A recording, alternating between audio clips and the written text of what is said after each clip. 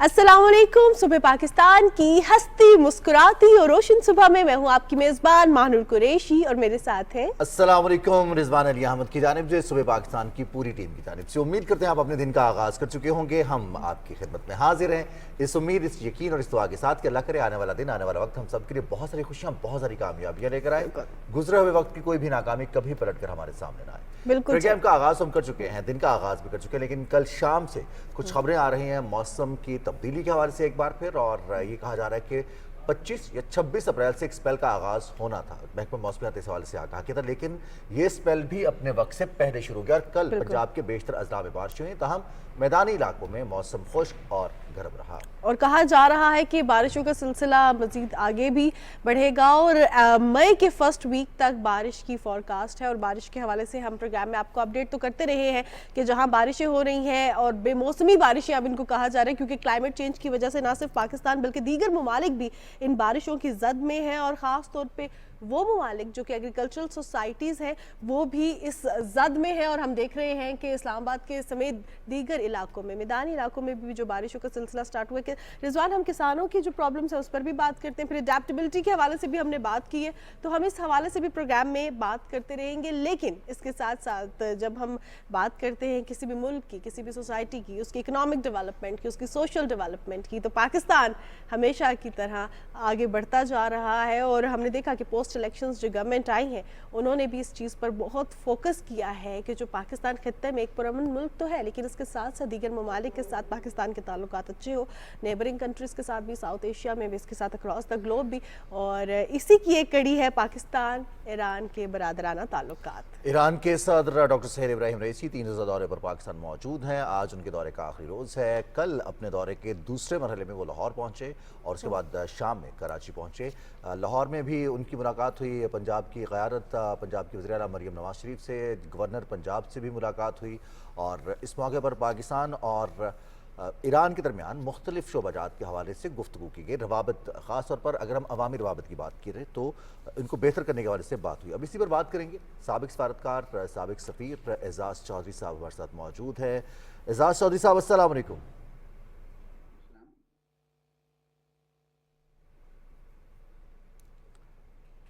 Sir, बहुत शुक्रिया आपने वक्त दिया। बहुत अहम दौरा है ईरान के सदर का और पाकिस्तान ईरान ताल्लुकात बड़े वाज़े क्लियर ताल्लुकात रहे हैं। हमारे पाकिस्तान ईरान के बरादराना ताल्लुकात हैं। इस दौरे की अहमियत के हवाले से और ख़ास तौर पर जिन शोबों के हवाले से बात हुई है, आप कैसे देखते हैं इस दौरे को? मेरे ख्याल में बहुत अहमियत का हामिल था। उसकी वजह यह है कि ईरान एक ऐसा हमारा हमसाया है जिसके साथ हमारा कोई तनाज़ा नहीं है। लेकिन कोई 2 माह कबल कुछ बॉर्डर पे ऐसे मामलात हुए जिससे कुछ तलखी बढ़ गई थी, तो उसका अजाला तो उसी वक्त डिप्लोमेसी किया था। इजाज़ साहब, मैं आपसे ये भी जानना चाहूंगी, जहां पे हम पाकिस्तान और ईरान के ताल्लुकात के हवाले से बात करें, वहां पे सबसे अहम चीज़ जो तिजारत है, जो सकाफत है, और सकाफत के हवाले से देखा जाए तो हमारे शायर मशरिक भी जो है वो ना सिर्फ पाकिस्तान में मकबूल हैं बल्कि हम देख रहे हैं कि ईरान में भी उनको वही अहमियत हासिल है। तो मैं इस चीज़ पे भी आपसे दरख्वास्त करूंगी कि इस पर भी रोशनी डालें कि जो जब हम सकाफत के हवाले से बात करते हैं तो वहाँ पर तालीम का मैदान भी आ जाता है। तो ये कितना ज़रूरी है दोनों मुल्कों में एक अच्छी कलेबरेशन के लिए, ताल्लुकात को और मुस्तहकम करने के लिए? दोनों ज़रूरी हैं। तजारत तो बहुत ही अहम है, लेकिन अमेरिका की सैंक्शंस की वजह से वो तजारत का जो हुजम है वो हम नहीं बढ़ा सके। लेकिन उसका कोई हल ढूंढना चाहिए। मुझे यकीन है कि इस दौरे में इस पर बात हुई होगी। खुसूसन जो बॉर्डर मार्केट्स है, अगर हम उनको बढ़ा दें तो उसमें फिर अमेरिकी डॉलर इन्वॉल्व नहीं होता, लोकल करेंसीज में तजारत होती है। और उसका फायदा ये होगा कि एक तो तजारत, जो रस्मी तजारत है वो बढ़ेगी, और दूसरा ये कि स्मगलिंग नहीं होगी, क्योंकि स्मगलिंग में इस वक्त बहुत ज़्यादा नुकसान हो रहा है दोनों मुल्कों को, उनके तजारती और सनती शोबों को। और तीसरी बड़ी बात यह है कि वहाँ रोज़गार पैदा होगा, खसूसन बलूचिस्तान में, जिसकी वजह से वहाँ पे जो कोई बेचैनी की एक लहर है, जिसका ये फायदा उठाते हैं BLA, BLF और इस किस्म की तंजीमें, वो भी हमारे लिए फिर बेहतरी की सूरत हाल इख्तियार करेगा। तो हर लिहाज से तजारती रवाबित दोनों मुल्कों के फायदे में हैं, और दूसरा है सकाफती। वो भी मैं तो चूंकि 5.5 साल अपनी ज़िंदगी के ईरान में गुजारे और फारसी ज़बान भी सीखी, और वहाँ मैंने देखा है कि किस तरीके से इकबाल लाहौरी, जिस तरह मलामा इकबाल को वो कहते हैं प्यार से, और वो पाकिस्तान को बहुत ही यानी अच्छी नज़र से देखते हैं। और पाकिस्तान में भी ईरान के लिए बहुत ही अच्छे जज्बात हैं। कभी कभी दोनों मुल्कों के दरमियान मुश्किलात आई हैं, लेकिन कभी ऐसा नहीं हुआ कि उन मुश्किलात पे काबू ना पाया गया हो। तो बिल्कुल आप दुरुस्त कह रही हैं, ये दोनों शोबे बहुत ही अहमियत के हामिल हैं। एजाज चौधरी साहब, हम देखते हैं अब तजारती हजम खासतौर पर दोनों मुल्कों के दरमियान जो बाहमी ट्रेड है, आपने भी उसका जिक्र किया कि हमें बॉर्डर और वहाँ पर रोजगार के मौके पैदा करने हैं, लेकिन जो दो मुल्कों की तिजारत है उसको 10 अरब डॉलर्स के हजम तक लेकर जाना, ये कितना फ़ायदेमंद होगा और इससे जो अपॉर्चुनिटीज़ निकलेंगी, खासतौर पर अगर हम मजहबी सियाहत की बात करें या सकाफत की बात करें, फिल्म की बात करें। देखिए, ईरानी फिल्में पता नहीं आपने देखी हैं कि नहीं देखी हैं, लेकिन मैंने देखी हैं। और आप मैं आपको बताऊं कि इतनी उसकी मजबूत कहानी होती है, और कि बड़ा मजा आता है उसमें देखने में। हमारे यहाँ हॉलीवुड की फिल्में आती हैं, बॉलीवुड की फिल्में आती हैं, बड़ा रुझान कम है कि ईरान की जो फारसी में फिल्में हैं उनको डब करके या उनको सब टाइटल लगाकर यहाँ पे लाया जाए। और इसी तरीके से पाकिस्तान के भी जो ड्रामे हैं वो वहाँ पहुँचाए जाएं फारसी में डब करके। इन शोबों में काम हमने बहुत कम किया है। अगर आप करें तो इससे जितनी एक दूसरे की रोशनाई होती है, एक दूसरे के मतलब जानकारी होती है, उससे बेहतर कोई मीडिया नहीं है। लेकिन हम कहीं से शुरुआत कर लें। मेरा अपना ये ख्याल है कि टीवी और फिल्मों का इजरा, इन दोनों के दरमियान एक्सचेंजेस, और उससे बहुत ही एक दूसरे के मुतालिक ज़्यादा इंसान को मालूमात मिल सकती है। बिल्कुल। एजाज अहमद चौधरी साहब, अब आपसे ये भी जानना चाहूँगी, जहाँ हम ईरान पाकिस्तान ताल्लुकात के हवाले से बात करें तो ये ताल्लुकात कदीमी तो हैं ही। हम रिलीजियस टूरिज़्म के हवाले से बात करें तो बहुत से पाकिस्तान के हर साल ज़ायरीन वहाँ पे जाते भी हैं। अब ऐसे में हम देखते हैं कि दोनों ममालिक के ताल्लुकात मज़ीद मुस्तहकम हो रहे हैं, तजारत हो, सकाफत हो, रिलीजियस टूरिज़्म हो। अब ये रेवेन्यू जनरेशन में भी बहुत अहम किरदार अदा करेंगे और दोनों ममालिक के लिए करेंगे। तो इसको आप कैसे देखते हैं फ्यूचर में पाकिस्तान की इकॉनमी के लिए ख़ास तौर पर? देखिए, एक तो बड़ी अच्छी बात हुई कि जो आज से कई साल पहले सेक्टेरियन इश्यूज आते थे, जब भी मुहर्रम आता था एक मसाइल पैदा हो जाते थे, वो अल्हम्दुलिल्लाह वो ख़त्म हो गया सिलसिला। अब बाहमी एहतराम के साथ पाकिस्तान के इस्लाम के जितने भी जहते हैं वो सब के सब पुरअमन तरीके से रह रहे हैं। और ईरान के अंदर भी रिलीजियस टूरिज्म के लिए बहुत लोग जाते हैं। अभी मेरा भाई और भाभी गए थे, वो रिलीजियस टूरिज्म के लिए नहीं गए थे, वो वैसे टूरिज्म के गए थे। वो बहुत ही खुश वापस आए और उन्होंने बताया कि इस तरह की मालूमात तो हमें नहीं मालूम थी। और मशहद है, मशहद में बहुत रिलीजियस टूरिज्म के लिए लोग जाते हैं, शिराज भी जाते हैं, और वहीं से होके वो फिर इराक भी जाते हैं। तो इसको बाकायदा हुकूमत की सरपरस्ती में अगर बेहतर किया जाए तो रिलीजियस एंड रेगुलर टूरिज्म दोनों बढ़ाए जा सकते हैं। ना सिर्फ ये कि पाकिस्तानी ईरान जाए, मैं समझता हूँ कि ईरानियों को भी पाकिस्तान आने के मौके देने चाहिए। और अगर ये हमारा बलूचिस्तान का जो रास्ता है कोयटा से तफ्तान तक, वो अगर पुरअमन कर दिया जाए या उसकी सड़क बेहतर कर दी जाए तो भी बेहतरी आ सकती है। टूरिस्ट के लिए ज़रा आसान हो जाएगा और सस्ता हो जाएगा जाना।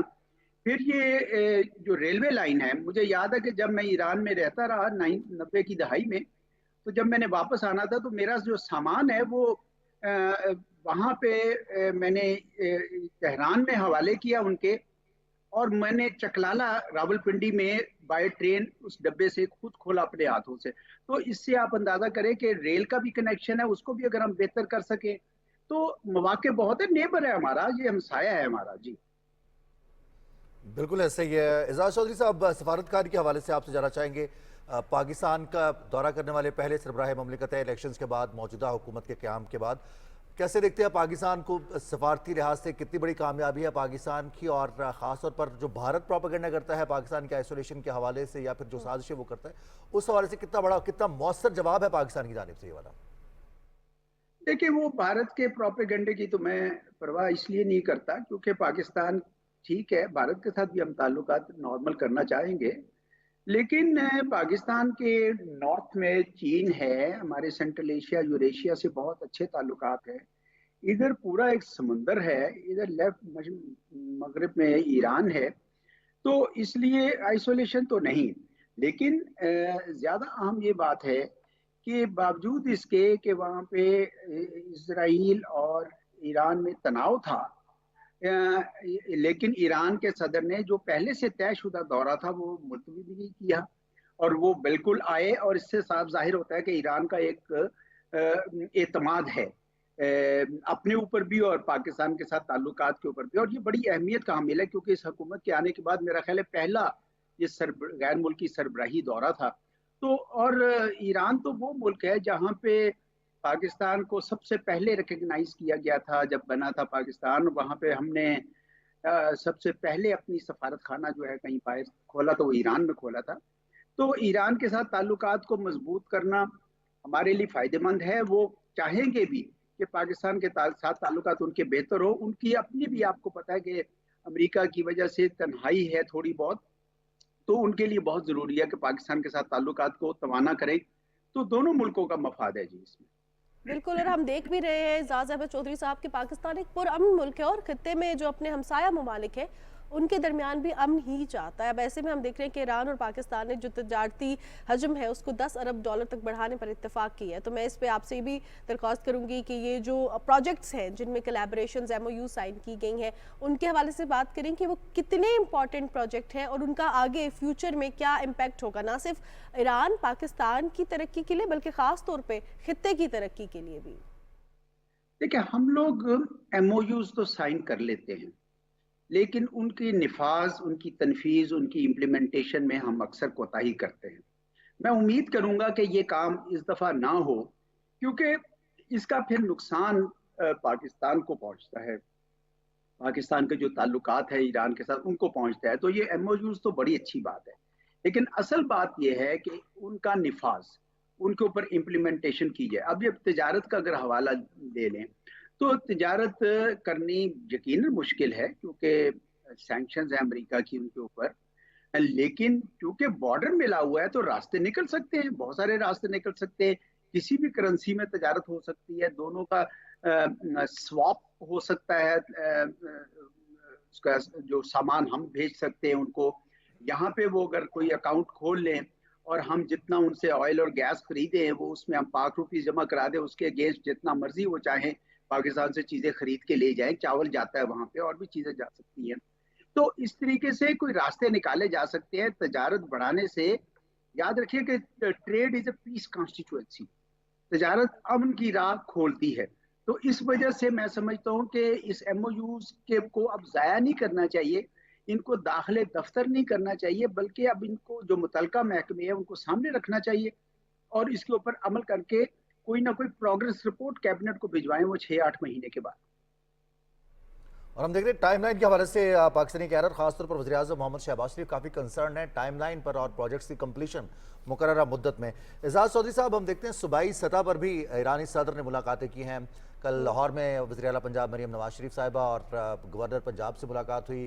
फिर कराची पहुँचने पर वज़ीर आला से और गवर्नर से मुलाकातें हुई। कायद के मज़ार पर हाज़री, हज़रत इकबाल के मज़ार पर हाज़री।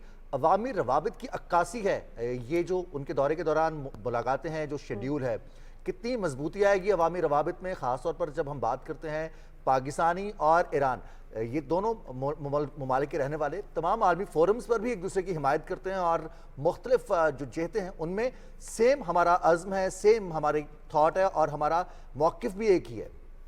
मैं इत्तेफाक करता हूँ आपने जो ये अभी बयानिया दिया है, और इसके अलावा मैं समझता हूँ कि पहले एक वक्त था जब सऊदी अरेबिया और ईरान के ताल्लुकात में कशीदगी थी तो हमारे लिए मुश्किल हो जाती थी, क्योंकि हमारा तो दोनों मुल्कों के साथ हमेशा से बड़ा गहरा ताल्लुक रहा है।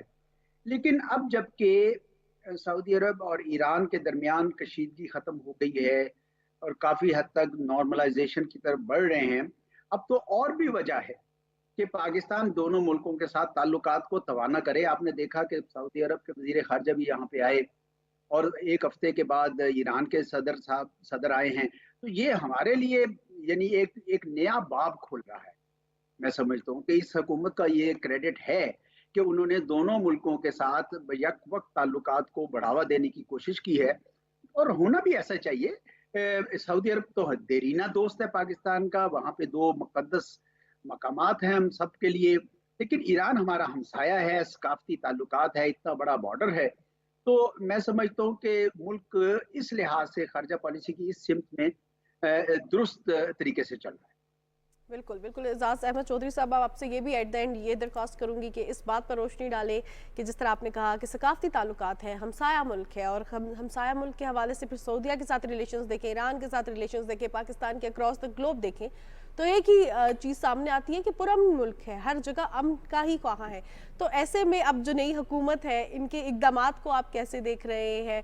नई हुकूमत के आने के बाद जैसे ईरान के सदर का ये पहला दौरा है, और ये कितना ज़रूरी है पाकिस्तान, क्योंकि अब जो हमारे इशूज़ हैं वो कलेक्टिव इशूज़ हैं। अब किसी मुल्क का इशू जो है इंडिविजुअल नहीं रहा है, क्लाइमेट चेंज है तो वो कलेक्टिव इशू है। अब ऐसे में दीगर ममालिक के साथ मिलकर आगे चलना कितना ज़्यादा ज़रूरी है, और ये कितना अहम होगा, ना सिर्फ पाकिस्तान के लिए, ईरान के लिए भी और दीगर ममालिक के लिए भी।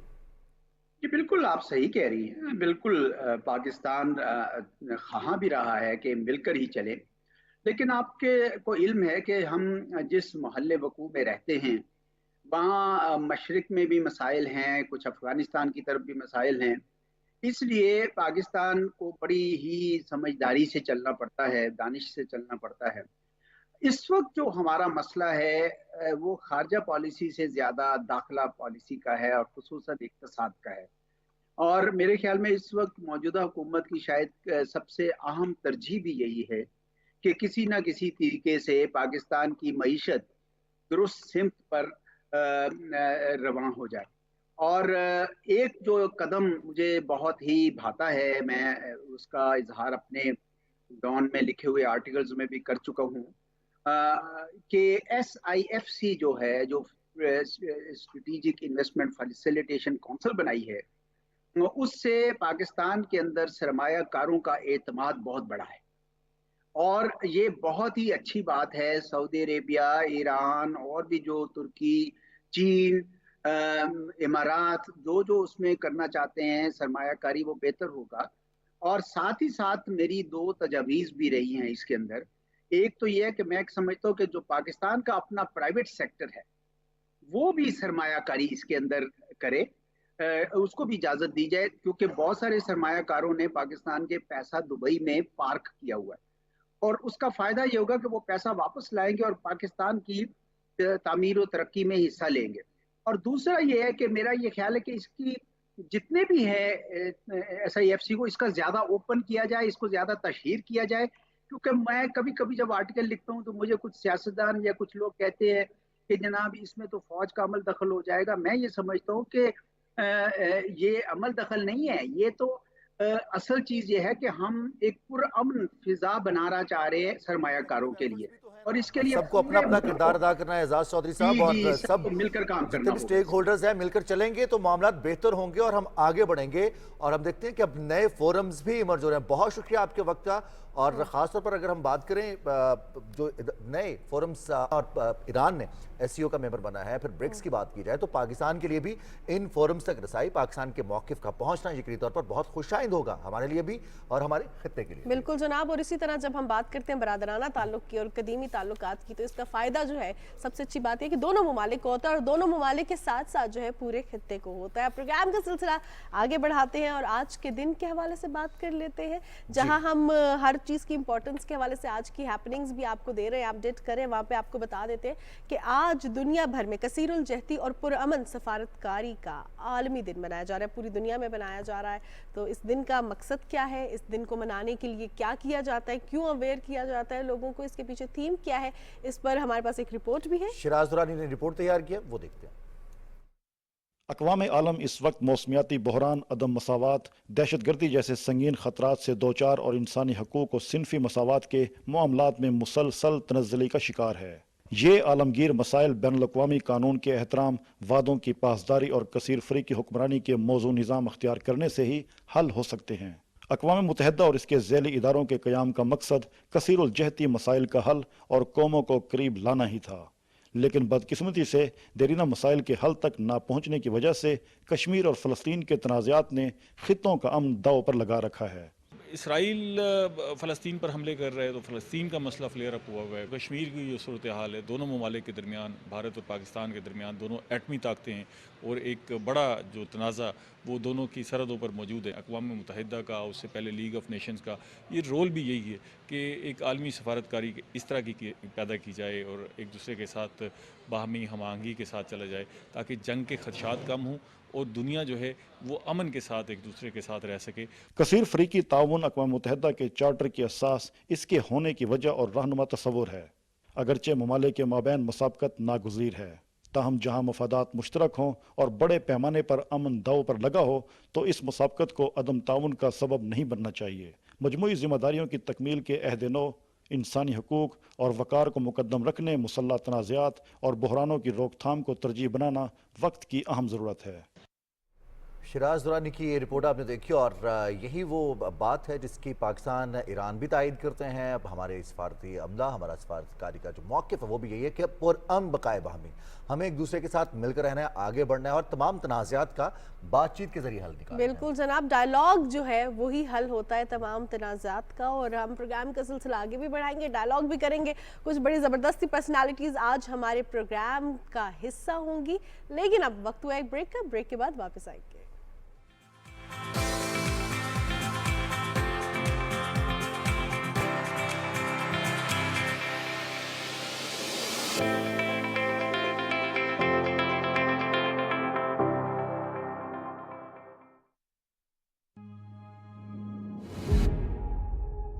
जमहूरी नज़्म में हक़ाइक़ सियासी हों या माशी,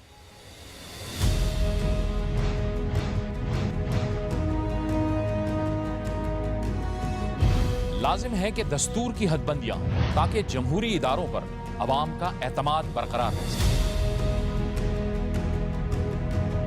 मुल्क को दरपेश चैलेंजेस से निमटने के लिए कौमी वहदत जरूरी है।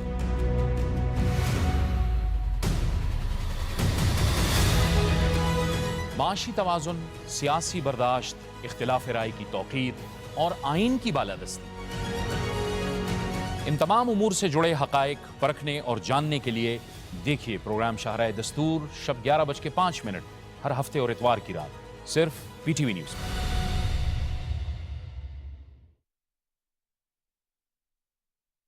खित्ते में इक्तिसादी शराकतदारी देरपा अमन से मशरूत की।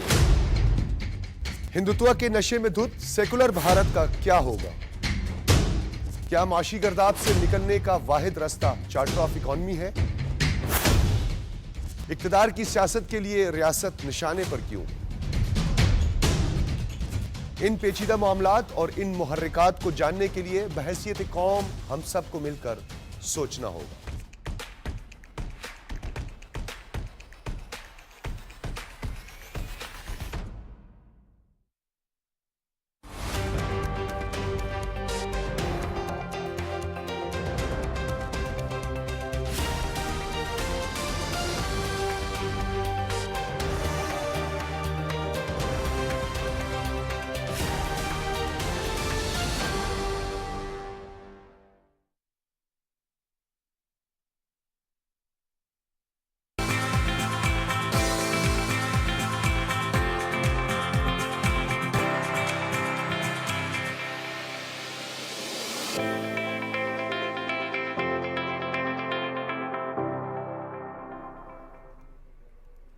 जी जनाब, सुबह पाकिस्तान में आपको एक बार फिर खुशामदीद कहते हैं। अप्रैल का आखिरी हफ्ता है, वैसे तो आखिरी हफ्ते के हवाले से हम सबको ही पता चल जाता है जब सैलरी कम हो रही होती है, लेकिन आखिरी हफ्ता जो है वो और भी किसी चीज़ की वजह से बड़ा फेमस है। और अगर पहले हफ्ते में कोई इवेंट हो, खासतौर पर ईद उल फित्र हो या ईद उल अज़हा हो, तो उसमें जब अखराजात हुए होते तो फिर आखिरी हफ्ता जरा तवील लगता है। बिल्कुल, तो ये जो आखिरी हफ्ता जरा ये तवील तो है, लेकिन इसकी अहमियत के हवाले से भी आपको बता देते हैं कि हिफाजती टीका जात की अहमियत को उजागर करने के लिए ये हफ्ता मनाया जाता है। वो हिफाजती टीके जो कि बच्चों को लगवाना बहुत ज़्यादा ज़रूरी है। और अक्सर औकात रिजवान हमें लगता है कि जो बच्चा पैदा होगा या जो कुछ महीने का होगा तभी उसको हिफाजती टीके लगाने हैं, बल्कि इसके बाद भी फॉलोअप होता है, 5 साल की उम्र में भी होता है।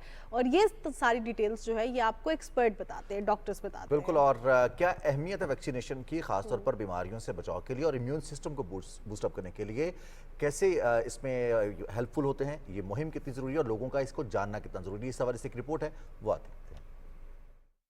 दुनिया भर में हर साल मुतादिद अफराद वैक्सीनेशन के हवाले से आगाही और शऊर न होने के बाइस मौत का शिकार हो जाते हैं। आम लोगों में वैक्सीन लगाने की अहमियत उजागर करने के हवाले से वर्ल्ड हेल्थ ऑर्गेनाइजेशन की जानिब से अप्रैल के आखिरी हफ्ते में क़ुव्वत मुदाफ़ियत का आलमी हफ्ता मनाया जाता है। इस साल इस हफ्ते का मरकजी ख्याल हिफाजती टीकों के जरिए इंसान की बका मुमकिन है रखी गई है। तिब्बी माहिरीन का कहना है कि हिफाजती टीके हर नौज़ायदा का बुनियादी हक है। ऐसे बच्चे जिनको कि वैक्सीन ना लगाई गई हो, उनमें अगर नमूनिया हो तो तकरीबन 13% तक चांस है कि उनके जो है वो जिस हद तक जान के लिए खतरनाक हो जाती है। ये इंसानी जिस्म में क़ुव्वत मुदाफ़ियत को स्ट्रॉन्ग करती है और मजीद चीज ये डेवलप करती है कि जिस्म में आने वाला एक ऐसी चीज जो कि उसके लिए खतरनाक होती है, जिस्म के अंदर मौजूद इंसान का मुदाफ़िती क़ुव्वत उसके लिए वो सेल्स बनाना शुरू करते हैं, जिसको कि हम एंटीबॉडीज कहते हैं। क़ुव्वत मुदाफ़ियत का हफ्ता मनाने का मकसद हर उम्र के अफराद और ख़ास तौर पर उन बच्चों में जो कम क़ुव्वत मुदाफ़ियत की वजह से जल्द बीमारियों का शिकार हो जाते हैं, बीमारियों से बचाव के लिए वैक्सीन के इस्तेमाल को फ़रोग़ देना है ताकि वो मजबूत क़ुव्वत मुदाफ़ियत के साथ ज़िंदगी में आगे बढ़ सकें। जी जनाब, आपने रिपोर्ट देखी कि बच्चों में कितने ज़्यादा इस चीज़ की अहमियत होती है कि अगर उनको हिफाजती टीके लगाए जाए, बर वक्त लगाए जाए, और ये पेरेंट्स की बहुत बड़ी जिम्मेदारी होती है। और आपकी छोटी सी कोताही आपके बच्चे की पूरी ज़िंदगी पे असरअंदाज हो सकती है। तो इस पर आपने हमेशा बहुत विजिलेंट रहना है कि आपने अपने बच्चे को हिफाजती टीके लगाने हैं। सो बेसिकली अब जो है, जहां हम हिफाजती टीकों के हवाले से बात करते हैं, तो रिजवान कभी कभी जब हमारे प्रोग्राम में कोई स्पोर्ट्स से रिलेटेड न्यूज़ होती है या कोई ऐसी पर्सनालिटी होती है जो स्पोर्ट्स से रिलेटेड होती है, तो हम अक्सर ये जो है उनसे पूछते हैं कि अपनी फिटनेस का क्या आपका कमाल है। लेकिन साथ में फिजिकल फिटनेस के साथ इमोशनल फिटनेस स्पोर्ट्समैन की पहचान होती है और ये स्पोर्ट्समैन स्पिरिट भी होती है। बिल्कुल जी। और हम बात कर रहे हैं पाकिस्तान के कराटे चैंपियन जिन्होंने इसी हफ्ते के बिल्कुल आगाज में कामयाबी समेटी भारत के खिलाफ। शाज़ेब रिंद कराटे चैंपियन है और नॉकआउट किया भारतीय हरीफ को, पाकिस्तान का नाम रोशन किया और पाकिस्तान पहुंचने पर उनका पुरतपाक इस्तकबाल भी किया गया। तो शाज़ेब रिंद हमारे साथ मौजूद हैं। शाज़ेब, अस्सलाम वालेकुम, बहुत बहुत मुबारक हो, क्या शानदार कामयाबी समेटी आपने। वालेकुम अस्सलाम। सबसे पहले आपका बहुत बहुत शुक्रिया, आपने मुझे अपने शो में इन्वाइट किया। अल्हम्दुलिल्लाह ये जो है कामयाबी हमारे पूरी कौम के लिए, पूरे पाकिस्तान की कामयाबी है। शाज़ेब, अब आपसे ये जानना चाहूँगी कि प्री मैच भी आपकी जो कुछ वीडियोस वायरल हुई, कुछ आप थोड़े से उसमें कुछ आपकी ऑब्वियसली आपस में जो थोड़ा सा क्लैश सामने आया वीडियोस में, उसके हवाले से भी जानूंगी। ये क्या था, रीज़न क्या थी, कोई ऐसी बात हुई थी जो जिस पे आपको ट्रिगर करने की कोशिश की गई, वो क्या सारी सिनेरियो था? जी बिल्कुल, फाइट से पहले जो है हमारे प्रेस कॉन्फ्रेंस हुई थी, उसमें भी जो है मतलब बहुत ज्यादा वो पाकिस्तान के खिलाफ वो जो है बातें कर रहा था और पाकिस्तान के खिलाफ बातें कर रहा था। प्रेस कॉन्फ्रेंस के अंदर भी वो बहुत ज्यादा गालियां दे रहा था और बहुत बुरी बातें कर रहा था। तो इस वजह से मुझे जो है उस पर बहुत ज्यादा गुस्सा चढ़ा हुआ था। इस वजह से मैंने जो है अल्हम्दुलिल्लाह उसको फाइट में जो है वो गुस्सा सारा उतार दिया। अच्छा, कहते हैं अगर आप कराटे चैंपियन हैं, बॉक्सर हैं, एथलीट हैं, आपने रिंग में मुकाबला करना है तो अपने इमोशंस को बड़ा कंट्रोल में रखना होता है। वो हीटेड मोमेंट था और उसके बाद अगले दिन मैच था, कैसे मैनेज किया उसको, अपने इमोशंस को स्ट्रॉन्ग कैसे किया आपने? जी बिल्कुल, मैनेज तो आपको करना पड़ता है क्योंकि आपको पता है अगर आप अपने जज्बात से कहते हैं तो आप जो है फाइट जो है खेल नहीं सकते। तो फाइट के लिए आपको जो है अपने जज्बात जो है साइड पे रखने होते हैं और आपको जो है अपने मेंटली स्ट्रॉन्ग होना पड़ता है और आपको दिमाग से खेलना पड़ता है। तो अल्हम्दुलिल्लाह मेरे भी ऐसे ही अपने आप पे मतलब स्ट्रॉन्ग, मेरा जो माइंड था वो स्ट्रॉन्ग था। मैंने जो है अपने इमोशंस को जो है साइड पे रखा और अल्हम्दुलिल्लाह मुझे, क्योंकि ये जो है पूरी कौम के लिए बहुत ही बड़ा फाइट था और मतलब ये जो है हिस्ट्री में आज तक मतलब इस तरह की मतलब फाइट किसी ने नहीं जीता। और वो जो है इंडियन जो फाइटर था वो इंडिया का सबसे बड़ा चैंपियन था। तो ये जो है मेरे लिए बहुत ही बड़ा एक प्रेशर भी था और मेरे लिए बहुत ही बड़ा मतलब एक एहसास था कि इसको मारना और पूरे पाकिस्तान को जो है और पूरी दुनिया को एक पीस का मैसेज देना।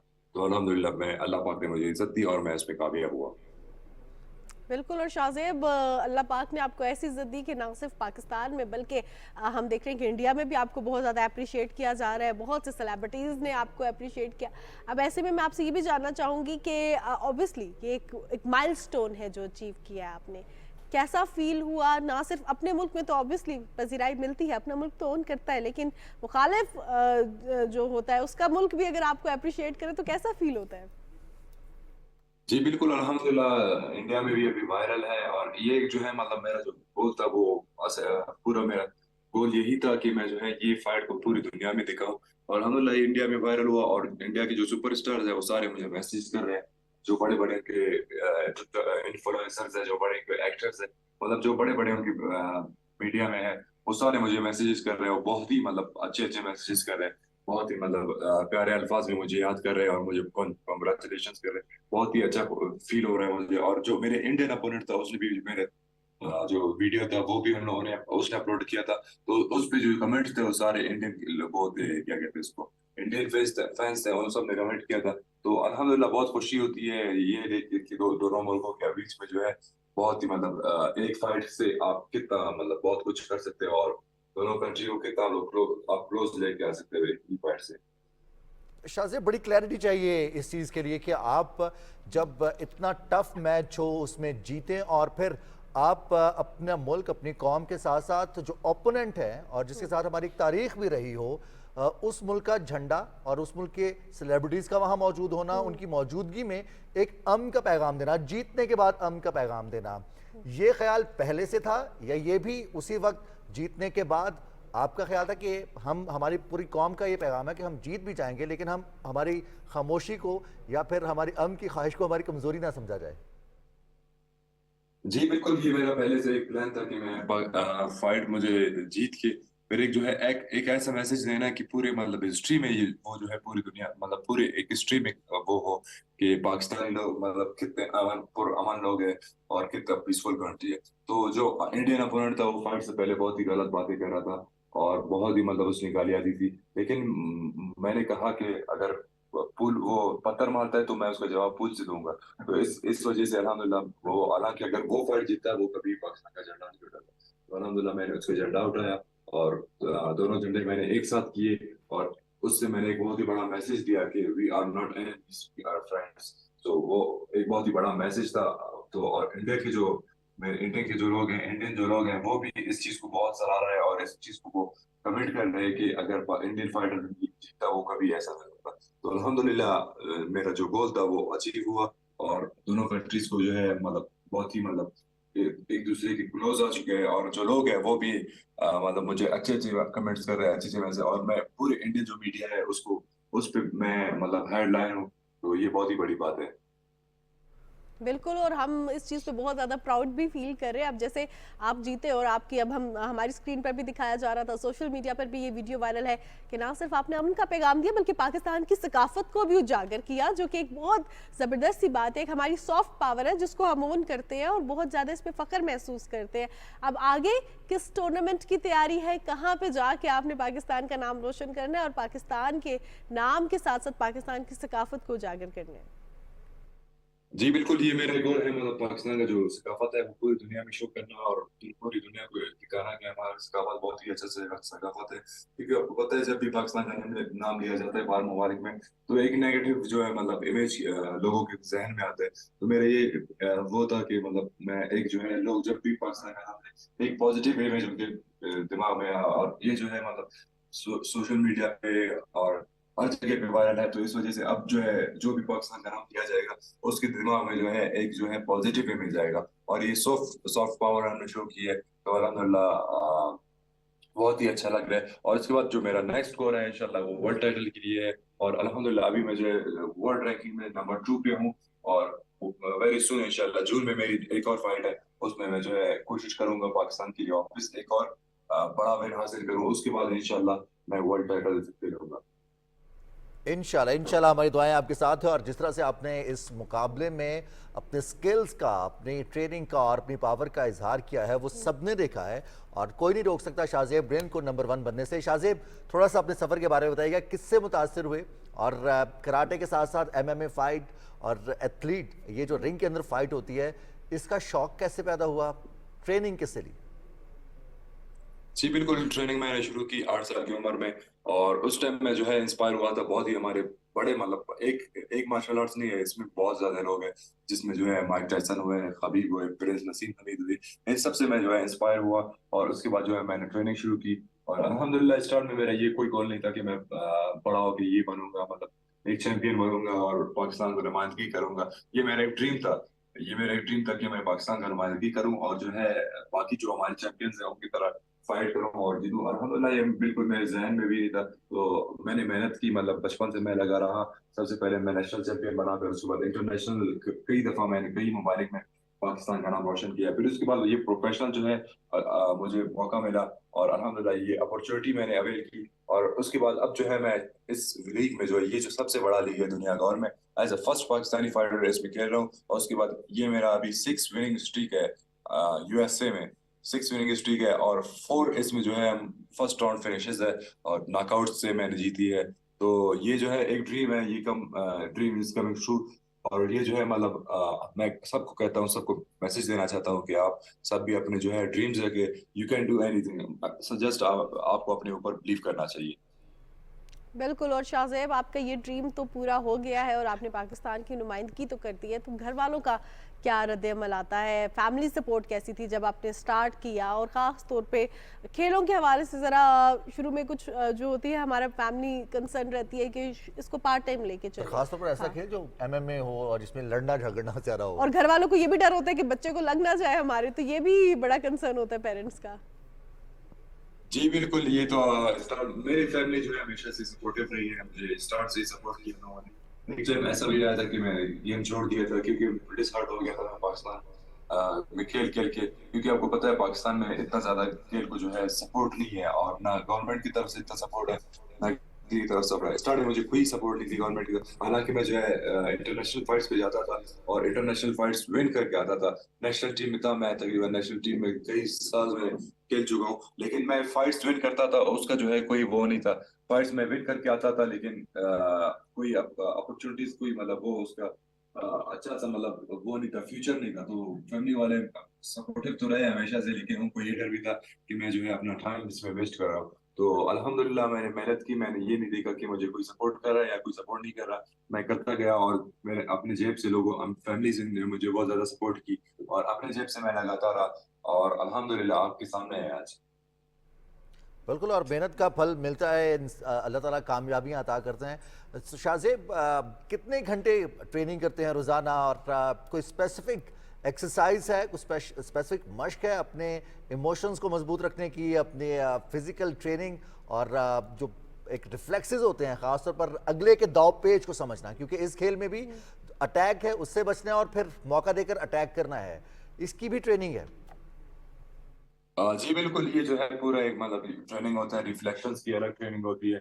ये हम जो है फाइट्स करते हैं, रियल जो फाइट्स होते हैं, रिंग में फाइट करते हैं, वो हम ट्रेनिंग में मतलब वीक में 3 दफा हम ये फाइट्स करते हैं। और डिफरेंट जो हमारे फाइटर्स होते हैं, जितने अपोनेंट्स होते हैं, अभी मैं जो है ट्रेनिंग कर रहा हूँ यूएसए में। वहां पे आपको पता है जो फाइटर्स है वो बहुत ही टफ है। अमेरिकन जो फाइटर्स है उनका जो डाइट है, उनका जो कोचेज है, वो बचपन से उसी माहौल में रहे हैं और वहां पे ट्रेनिंग करते रहे। तो अल्हम्दुलिल्लाह अभी मैं वहां पे मूव हुआ। स्टार्ट में मेरे लिए बहुत ही मुश्किल था ट्रेनिंग करना उनके साथ, क्योंकि आपको पता है वो जो है उनका जो लेवल है वो नेक्स्ट लेवल है और इनके जो टेक्निकल कोचेज है वो मतलब नेक्स्ट लेवल के। तो स्टार्ट में मुझे मुश्किल रहा, लेकिन उसके बाद अल्हम्दुलिल्लाह मैं जो है ऑक्यूपाई कर लिया। अब जिम में जो है मैं सबको मतलब उनके साथ भी अच्छा फाइट करता हूँ और उनको मैं अभी जो है मारता भी हूँ फाइट में। तो ये है उसमें मतलब हमारा गेम जो है इम्प्रूव होता जा रहा है और इसमें जो है रिफ्लेक्सेस की अलग ट्रेनिंग होती है। और दिन में मैं जो है तकरीबन 8 घंटे से 7 घंटे से 8 घंटे तक ट्रेनिंग करता हूँ और ट्रेनिंग हमारी बहुत ही ज्यादा टफ होती है। और अल्हम्दुलिल्लाह इस फाइट के लिए मैंने रमजान में ट्रेनिंग की थी। आपको पता है रमजान में रोजे रखना और रोजे में ट्रेनिंग करना बहुत ही टफ है। तो लेकिन मुझे था कि एक मेरा गोल था, एक मेरा ड्रीम था, उसको अचीव करना था। तो मुझे मेरे लिए कोई वो नहीं था, मैं रोज ट्रेनिंग करता था।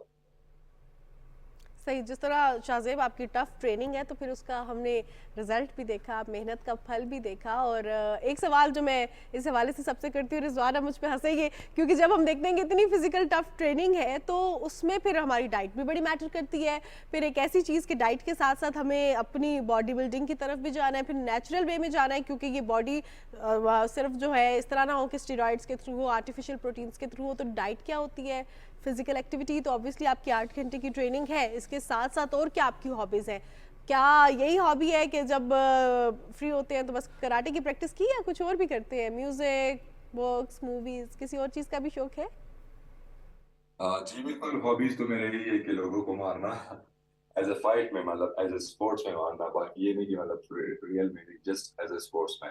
तो मेरे हॉबीज बहुत, मतलब मैं एज अ मॉडलिंग भी कुछ करता रहा हूँ कुछ टाइम, मतलब वो भी मेरा थोड़ा सा एक शौक है। और उसके साथ साथ मैं ब्लॉगिंग भी करता रहता हूँ, मतलब जो मेरे फाइट्स है या जो मेरा मतलब ट्रेनिंग कैंप है उसके हवाले से वो भी मैं करता रहता हूँ। और अल्हम्दुलिल्लाह ट्रेनिंग जितनी सख्त होती है आपकी, उतना ही आपको मतलब उसका फल मिलता रहता है। तो ये जो है, मतलब मैं ट्रेनिंग करता हूँ, मुझे मजा आता है एज अ हॉबी। मैं मतलब ये नहीं करता कि मैं मतलब जोर से ट्रेनिंग कर रहा हूँ, ये मुझे एक मतलब सुकून इससे मिलता है। जब मैं ट्रेनिंग करता हूँ मेरी बॉडी जो है रिलैक्स होती है। और उसके बाद जो है स्टीरॉइड्स की बात आपने की, और जैसे कि आपको पता है हमारे जो थर्ड वर्ल्ड कंट्रीज है यहाँ पे स्टीरॉइड का यूज बहुत ज्यादा होता है। कोई फाइटर मतलब एक दो फाइट्स वो जीत जाता है, उसके बाद वो जो है गलत चीजों में पड़ जाता है। तो अगर आप अमेरिका की बात करें, वहां पे जो है जो मेरा लीग है इसमें जो है एवरी टाइम मतलब वो आपको टेस्ट करते हैं, इसके बकायदा टेस्ट होते हैं। तो आप उसमें वो नहीं कर सकते, आप स्पोर्ट्स में चीट नहीं कर सकते। और डाइट मेरी जो है मतलब बहुत ही अच्छी डाइट है, क्योंकि आपको पता है मैं ट्रेनिंग बहुत टफ करता हूँ। तो आफ्टर एवरी वर्कआउट मैं जो है मेरा एक मील प्लान होता है जिसमें मैं कार्ब्स, हाई कार्ब्स होते हैं वो मैं लेता हूँ। और आफ्टर ट्रेनिंग में जो है प्रोटीन वगैरह नेचुरल वे में, जो हमारे चिकन, बीफ या जो हमारे क्या कहते हैं नेचुरल फूड्स है वो मैं लेता हूँ। क्योंकि आपको पता है जब आप ट्रेनिंग करते हो आपको जो है उसके साथ साथ सप्लीमेंट्स की बहुत ज्यादा जरूरत है। अगर आप अपने बॉडी को फ्यूल नहीं करेंगे तो आपकी बॉडी जो है सही से वर्क नहीं करेगी। तो मैं अपने बॉडी को अच्छे से फ्यूल करता हूँ, फिर उसके बाद जो है वो मुझे परफॉर्मेंस भी देती है। बिल्कुल सही। शाहजेब, थोड़ा सा अपनी फैमिली के बारे में बताइएगा। अब जब जीते और इससे कबल आपने जब ट्रेनिंग करते हैं तो ख़ासतौर पर वालिदैन और बहन भाइयों का क्या रद्द-ए-अमल आता है? क्योंकि हम देखते हैं कि जो थोड़ा सा कराटे या मार्शल आर्ट्स की तरफ आता है उसको ज़रा घर वाले भी ये कहते हैं कि ये झगड़ालू भी है, ये थोड़ा सा लड़ाका भी है, गुस्से का भी तेज़ है। तो इससे ज़रा हम अपने जो मामलात हैं वो थोड़ा सा डिस्टेंस रखें या फिर इससे क्लियर बात करें, इससे हमें किसी किस्म के ना तनाज़ा नहीं चाहिए उस शख्स से। तो क्या रिस्पॉन्स है घर वालों का, कैसे ट्रीट करते हैं आपको? जी बिल्कुल, घर वाले तो मैंने कहा था कि वो मुझे बहुत ज्यादा सपोर्ट करते हैं, बहुत ज्यादा सपोर्टिव है। लास्ट इस फाइट में भी मेरे भाई लोग जो है वो भी आए थे मेरे फाइट में। और वो मतलब पाकिस्तान से दुबई आए थे खास मेरी फाइट देखने के लिए। उनका वीजा भी बहुत इशू था, लेकिन अल्हम्दुलिल्लाह उन लोगों ने जो है मतलब फाइट मेरा देखना था, वो आए मेरी फाइट में और मुझे सपोर्ट किया। और उनका रद्द-ए-अमल मतलब वो बहुत ज्यादा डरते भी है जब मैं फाइट कर रहा होता हूँ, वो जो मैं फाइट देख नहीं सकते। फिर उसके बाद जो है उस टाइम वो फाइट देखते हैं और वो दुआएं भी कर रहे होते हैं साथ साथ। और उसके बाद जब फाइट खत्म होती है फिर उसके बाद जो है वो तसल्ली से सुकून से देखते हैं। तो उनको उनके भी मतलब जज्बात बहुत ज्यादा होते हैं। मतलब जब फाइट होता है वो जो है मतलब फाइट जो है फील नहीं दे सकते। बिल्कुल शाहजेब, एट द एंड कोई मैसेज देना चाहेंगे जो एस्पायरिंग एमएमए फाइटर्स हैं उनको? जी बिल्कुल, मैं इनको मैसेज देना चाहूंगा। अगर मैं बलूचिस्तान से निकल सकता हूँ, जो आपको पता है यहाँ पे अपॉर्चुनिटीज और फैसिलिटीज इतना नहीं है, अगर मैं यहाँ से निकल सकता हूँ तो आप लोग भी यहाँ से निकल सकते हैं। जस्ट आप अपना अपने ऊपर आप बिलीव रखें और अपने जो गोल्स है उनको अचीव करने के डिफरेंट ऑब्जेक्टिव्स रखें और उन पे काम करते रहें। इंशाल्लाह मुझे उम्मीद है कि मतलब आप भी जो है इस मकाम पे पहुंच सकते हैं। इंशाल्लाह इंशाल्लाह, और यही कामयाबी का राज भी है। बहुत शुक्रिया शाहजेब, आप बात कर रहे थे सुबह में, और यही वो स्टोरीज़ हैं, यही वो सफ़र हैं, यही वो कामयाबियां हैं जो इंस्पायर करती हैं और बहुत सारे नौजवान इनसे इंस्पायर होकर फिर कामयाबी के लिए मज़ीद मेहनत करते हैं। बिल्कुल, और हमारे पास तो नेशनल हीरोज़ मौजूद है, हमें तो बाहर देखने की ज़रूरत ही नहीं है। इंटरनेशनल लेवल पे हम क्या देखें, हर मैदान में ही कोई भी हम देखते हैं, चाहे स्क्वॉश देखते हैं, क्रिकेट देखते हैं, हम कराटे देखते हैं, हम बॉक्सिंग देखते हैं। हमारे पास नेशनल ऐसा टैलेंट मौजूद है जो कि हमारे रोल मॉडल्स भी हैं, हमारे हीरोज़ भी हैं, और हम उनको ओन करते हैं, बहुत प्राइड फील करते हैं उनसे बात करते हुए, प्रोग्राम में उनको फीचर करते हुए। प्रोग्राम का सिलसिला हम आगे भी बढ़ाएंगे, मजीद ज़बरदस्त से लोगों को मजीद डिफरेंट से टॉपिक्स पर भी बात करेंगे। लेकिन अब वक्त हुआ है न्यूज़ ब्रेक का, और न्यूज़ ब्रेक के बाद न्यूज़ ब्रेक के बाद वापस आएंगे।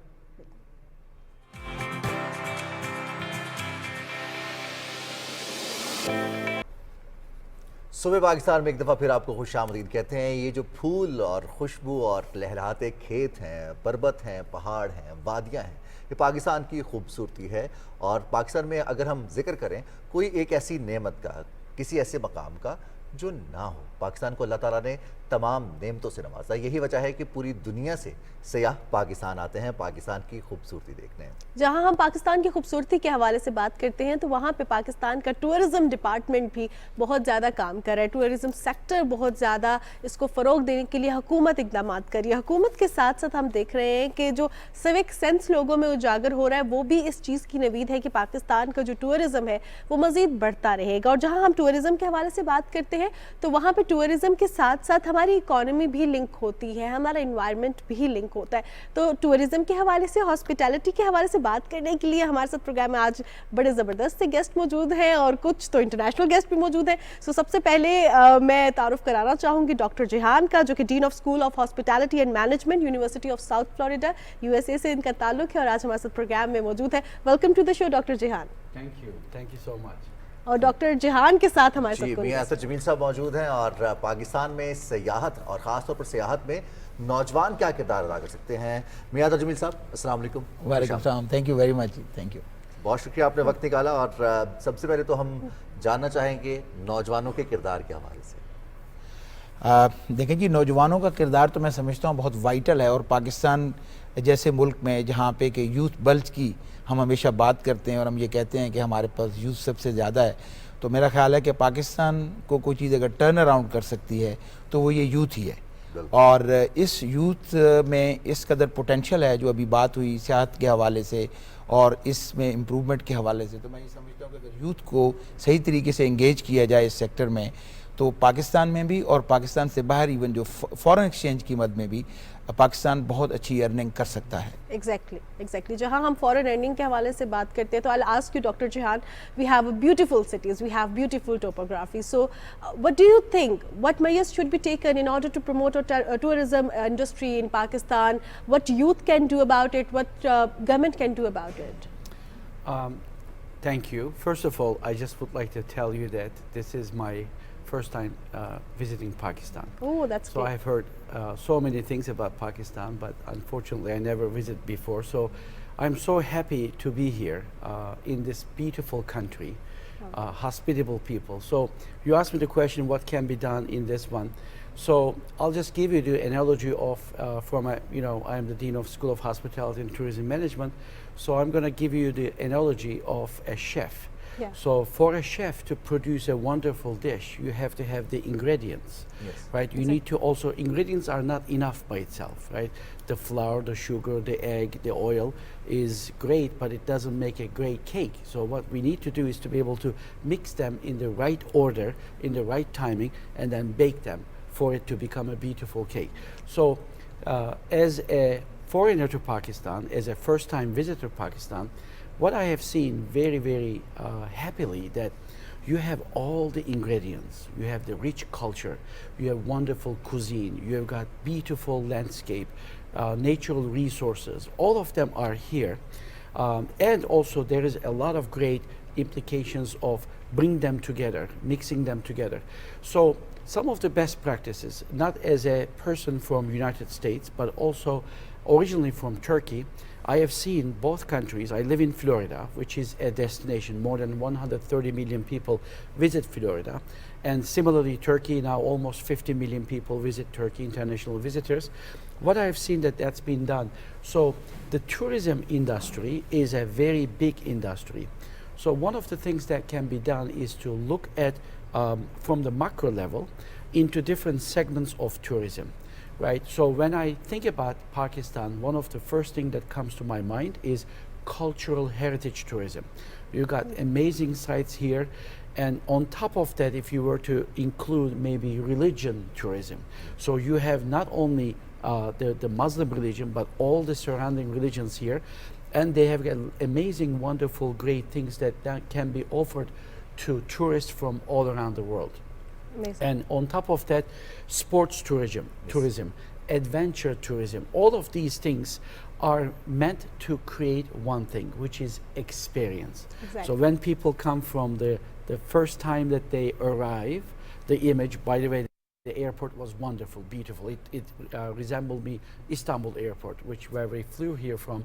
And from there, and one thing that you cannot teach people that you already have, everybody is so hospitable. Oh. They have the smile on their face, which really, seriously. so much. That's so As a kind of- dean of School of Hospitality, I tell my students, I can teach you everything. I can teach you the best service, the best hotel, but I cannot teach you to put hospitality in your heart. You have it. And so when we do all these things, I think Pakistan is already great in tourism, but it will be even one of the leaders in the world. बिल्कुल और We hope so. अतर जमील साहब, जैसे जब हम नेमतों का जिक्र करते हैं तो एक अल्लाह ताला की देन है कि हम दिल से पाकिस्तानी खुश आमदीद कहते हैं, बड़े दिल के मालिक। बिल्कुल। तो अब जब हम देखते हैं कोऑर्डिनेशन है इंटरनेशनली, डॉक्टर जिहान पाकिस्तान की विजिट पर हैं, बाकी ममालिक में जो इकदाम किए जाते हैं टूरिज्म को, कुछ ममालिक तो ऐसे हैं पूरी की पूरी इकॉनमी बेस्ड टूरिज्म पे है। एग्जैक्टली। हम उनसे क्या ऐसी चीज़ें हैं जो मुस्तार ले सकते हैं, उनसे सीख सकते हैं या कोऑर्डिनेट करके हम अपनी सियाहत को फ़रोग दे सकते हैं? मेरा ख्याल है मैं थोड़ी सी रिफ्लेक्शन जो डॉक्टर जिहान ने अभी बात की है, all the positives of Pakistan, and अल्हम्दुलिल्लाह मैं समझता हूँ कि in term of landscape, topography, हमारे पास जो कुछ कल्चरल हेरिटेज मौजूद है, इसमें हमारा कम कमाल है। We are blessed. मैं ये कहता हूँ कि हमारे पास ये सब कुछ है। और अब हमने क्या करना है, वो जो इनकी एनालॉजी है कि हमें, हमारे पास इंग्रेडिएंट्स हैं, we have to mix it together. मैं पर्सनली ये समझता हूँ कि हमारे पास एक स्ट्रॉन्ग जो वोकेशनल ट्रेनिंग सेटअप है पाकिस्तान में, that can really uplift the youth of this country and the sector of this country actually, क्योंकि हमें ये तमाम चीज़ें होने के साथ लोगों का एक पॉजिटिव इंप्रेशन है कि पाकिस्तान के पास ये है, let's go there. So we are in the business of selling experiences. अब ये एक्सपीरियंस को बेहतर कैसे करना है, ये ह्यूमन टच के बगैर नहीं हो सकता। इसका मतलब ये है कि हमें बहुत ज़्यादा फोकस करना है अपनी यूथ की डेवलपमेंट पे।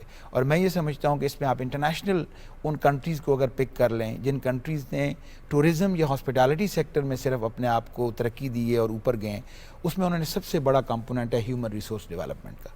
तो मैं ये समझता हूँ कि इसको पाकिस्तान का टॉप प्रायोरिटी होनी चाहिए। There are very good institutions like NAVTTC और इस तरह के जो इसमें काम कर रहे हैं, लेकिन हमें एक बहुत अच्छे तरीके से यूथ को स्ट्रेटेजिकली, यूनिवर्सिटी का भी हम जिक्र करेंगे जी, नेशनल स्किल यूनिवर्सिटी, इस तरह के जितने वोकेशनल ट्रेनिंग के जो सेटअप्स हैं, इसमें मैं ये समझता हूँ कि अगर बेहतरी आए तो हम बहुत ज़्यादा बेहतर काम कर सकते हैं और अच्छा लीवरेज ले सकते हैं इस इंडस्ट्री के अंदर। बिल्कुल। और जैसे आपने कहा कि यूथ को जब हम ऑब्वियसली मुतहरिक करेंगे इस हवाले से, तो जॉब एम्प्लॉयमेंट जो है वो भी इंक्रीज होगी। Doctor Jihan, as you have mentioned that we have smile on our face because we feel so good when tourist across the globe come and visit Pakistan, and obviously we welcome all the tourist by heart. So what do you suggest, what measures should be taken in our academia to promote hospitality, to promote tourism sector in Pakistan?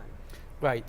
So this is also one of the ingredients that we were talking earlier, that the skilled workforce and tourism is a job creator around the world, right? Yeah. So it's one thing to create a job and then also for a tourist to visit a country. And if they do not have that good experience, they will not come back. We are all working on to make people come not just one time to Pakistan, but come many more Again times. and again, yeah. Not only them, but they bring their relatives, their friends, everybody. For that to happen, we need to have a professional service staff members from very low level all the way to the entry level with the guest, which is more important than higher level, all the way to the higher level. For that to happen, the education needs to be specialized. Business education by itself doesn't just cut it, because hospitality has many different features of the industry, the businesses that requires that specialized education. I always compare business education and hospitality education with an analogy. I say that business education is like a vanilla ice cream, and hospitality education is like you can just pick any flavor, kiwi ice cream, strawberry ice cream, chocolate ice cream. So the academia, and I have seen, I have observed that in Pakistan, as much as its potential in tourism and hospitality, the number of schools that offer at the bachelor level, master level, or PhD level are limited. So there is a huge potential for it. There needs to be a planned decisions to be able to integrate more academic units that will create this wonderful workforce that are going to do their job professionally, and they are going to actually, like Professor has mentioned, create those experiences. For this to happen, one of the key components that we do it at University of South Florida is the integration with the hospitality and tourism industry. So if you were to make them as part of this effort, not only the students, and of course hospitality tourism is an applied field. It's Exactly. like medicine, right? It's like nursing. So you need to be able to do hands-on, experiential learning. So if you were to integrate that, and that will create wonderful pipeline of the workforce that are going to create the wonderful experiences for the Exactly, people. and we have capacity to promote health tourism in Pakistan. We have Of herbs and a course, lot of of course. things here. Absolutely, medical tourism. Yeah. One of the great things about Turkey has done is actually improve now a very significant portion of the tourists, they come for health tourism, and not only they just find solutions to their health, but also they sightsee and they fell in love with the country, they come back again as regular tourists as well too, or adventure tourists or culinary tourism. Your cuisine is unbelievable. I mean, would love to see, for example, tours that are dedicated towards on culinary tourism, and coupled with all the heritage tourism and cultural tourism that will make it even richer. It seems like Dr. Jehan is very impressed with our cuisine, and Yeah. we'll ask him what's his favorite dish in Pakistan. So, I have wonderful, great, different dishes that some of them I don't even know the name. Of course, biryani that was cooked actually with Dr. Faizan Ali, who's my host here, in a clay cup that was also covered with bread. So that was unbelievable. And anything and everything that I have eaten here, there's not one single food that I didn't like it. So everything is wonderful. That's and so I'm kind eager of to. amazing. This is my second day, so I'm eager to actually experience even more. And we hope you will have a good experience as well in other cities and in other obviously places of Pakistan as well. अतर साहब, अब मैं आपसे पूछना चाहूँगी, क्योंकि हमने बात की है जॉब क्रिएशन के हवाले से, वोकेशनल ट्रेनिंग के हवाले से, तो यहाँ पे एक और चीज़ बहुत ज़्यादा मैटर करती है, जिसके हवाले से हम प्रोग्राम के स्टार्ट में भी हमने बात की, कि सिविक सेंस। अब जहाँ पे टूरिस्ट आएगा वहाँ पे कोई हुकूमती इदारे नहीं है, वहाँ पे अवाम है। अवाम को किस तरह जगह का साफ रखना है, किस तरह डस्टबिन इंस्टॉल्स करनी है, किस तरह उनके साथ पेश आना है, and the most important thing इस चीज़ का जो डिफरेंट कल्चर्स होते हैं उनकी एक्सेप्टेबिलिटी, इसके लिए क्या क्या इकदाम करने चाहिए ताकि वो एक जो कल्चरल बैरियर आ रहा है उसको ख़त्म किया जा सके। देखें, ये इस वक्त मेरा ख्याल है सबसे इम्पॉर्टेंट एक क्वेश्चन भी है, क्योंकि सस्टेनेबिलिटी ऑफ टूरिज़म सेक्टर इस चीज़ पे डिपेंड करती है कि हम अपने एनवायरनमेंट को डिग्रेड होने से बचाएं, और उसके लिए ये ज़रूरी है कि जो भी टूरिस्ट किसी भी डेस्टिनेशन पे जा रहा है उसके अंदर ये सिविक सेंस होनी चाहिए कि वो वहाँ पे जाके गंद ना फैलाए, चीज़ों को अप्रोप्रिएट तरीके से यूज़ करे। इसमें मैं ये समझता हूँ कि for the last couple of years Pakistan में एक अच्छी awareness in the sense I है कि companies, hotels are taking initiatives of sustainability. They are removing plastic one-time use from their system and taking a lot of measures. तो मैं ये समझता हूँ कि एक तो ये चीज़ बहुत important है. When it comes to youth और training, मैं ये समझता हूँ कि हमारे एक dedicated programs होने चाहिए स्कूल लेवल पे, अवेयरनेस क्रिएट करने के लिए कि बच्चों को वहाँ बताया जाए, बिकॉज आई बिलीव कि जो छोटा बच्चा है वो अब इस वक्त पेरेंट्स को ये कहे कि we shouldn't throw anything out of the car, वो कह रहे हैं वो जी। तो ये बहुत ज़रूरी है कि तब जाके मेरा ख्याल है इसमें ये बेहतरी आएगी और हमारा ओवरऑल माहौल जो है वो बेहतर हो सकेगा। तो यूथ की इन्वॉल्वमेंट जो है ना इसमें बहुत ज़रूरी है। ओके जी, हम इस हवाले से भी बात करेंगे। So doctor Jehan, I want to ask you, what are the things you have noticed that these are the potential areas of Pakistan we should work on it so we can increase the tourism sector in Pakistan, we can enhance the tourism sector in Pakistan, and what are the things you have noticed in the international level which should be done in Pakistan to promote tourism? Right. This is a great question. So one of the things that I have noticed, I'll tell you that, again, as a person who's knowledgeable about Pakistan, before even I visited Pakistan, I have wonderful friends in America from Pakistan. We have actually a professor from Pakistan, Dr. Faizan Ali, whom I came here through him as well too. One thing that I have noticed that the promotional aspect of, again, you have this wonderful ingredients, you got this great dish, but if you don't let the world know that, it will not really then it will not create this interest to go there. So one of the things that I would say that Florida has achieved 130 million visitors a year is through a very active promotion. I'll give you one just example, what happened just recently that has actually created a huge impact, which I am doing this as a research study. The mayor of Istanbul have created a task force, tourism task force, when he was elected about 4 years ago. I was invited along with the other people from the industry academia came together. One of the things that was suggested there, again, the same thing that I'm just telling about, the promotional aspect of these wonderful things that you already have and creating there. And now, about a few months back, what they have created is a fam trip, which is usually done for travel agents, familiarity trips, which is a term that we use here.